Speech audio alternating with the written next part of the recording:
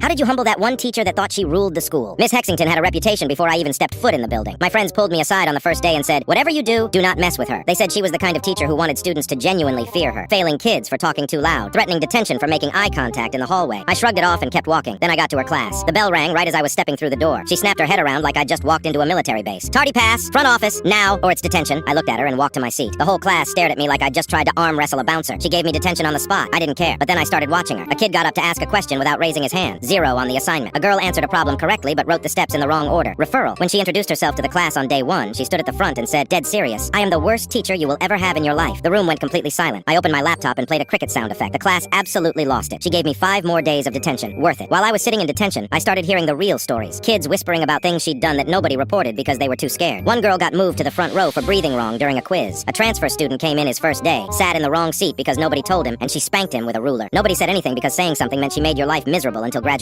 I walked back into class after detention ended and sat down like I'd never left. She looked directly at me and said, look who's back. I bet your grades are failing as bad as ever. I leaned back in the chair and said, just like your marriage? The room went so quiet you could hear someone's pencil hit the floor 3 rows back. She straightened up slowly and said, oh, you want to be funny today? I said, the only funny thing in here is how bad your breath smells. Kids were physically gripping their desks. One girl put her face in her hoodie. Then I said it. You want this whole school terrified of you, but they're not scared. They just don't want whatever's coming off of you to catch on to them. The class erupted. Desks shaking. Kids doubled over. Miss Hexington stood up slowly, grabbed everything off her desk in one sweep, and stormed out of the room without a single word.